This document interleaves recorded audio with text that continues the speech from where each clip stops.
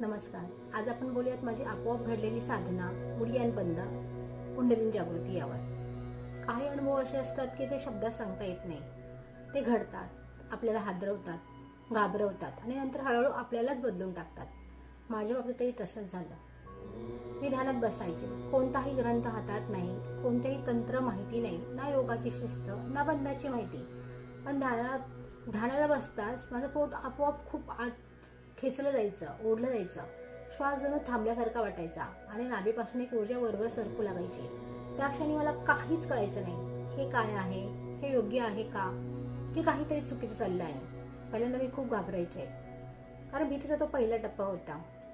आपल्या शरीरात अचानक काही वेगळं घडायला लागलं की भीती वाटणं साहजिकच असतं.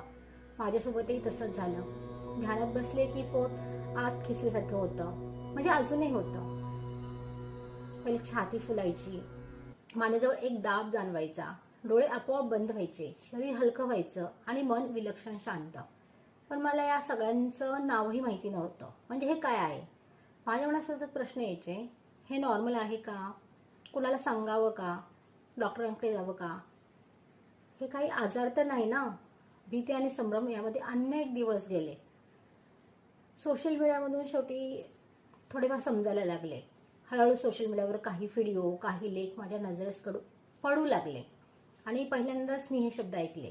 कुंडलिनी जागृती, उडियान बंद, जालंधर बंद. मी ऐकले, वाचले आणि अक्षरशः थबकले, कारण जे मी अनुभवत होते ते शब्दशः तिथे सांगितलेलं होतं. ध्यानात बसल्यावर पोट आपोआप आत जातं, ऊर्जा नाभीपासून वर सरकते, बंद नकळत लागतात. माझ्या डोळ्यात पाणी आलं. भीती हळूहळू निवळायला लागली. आता उडियान बंद म्हणजे नेमकं काय? उडियान बंद म्हणजे केवळ पोट आत ओढणं नाही, तर तो एक ऊर्जात्मक कुलूप आहे.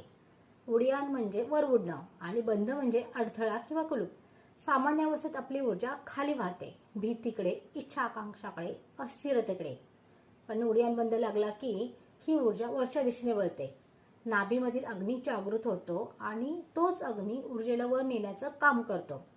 महत्वाची गोष्ट म्हणजे जेव्हा उडियान बंद आपोआप लागतो तेव्हा तो मनाच्या इच्छेने नाही, तर साधनेच्या परिपक्वतेने लागलेला असतो. तर माझ्या बाबतीत काय घडलं? मी उडियान बंद शिकले नव्हते. मी त्याचा सरावही केला नव्हता किंवा करत नव्हते. तो आपोआप लागायचा. ध्यानात बसल्यावर श्वास बाहेर जायचा आणि पोट आतच आत खेचलं जायचं. जण शरीरच निर्णय घेत होतं. मला काहीच करावं लागत नव्हतं, फक्त साक्षीभाव. आणि याच अवस्थेत ऊर्जावर सरकायची, कधी छातीपर्यंत, कधी मानेपर्यंत, कधी मस्तकापर्यंत.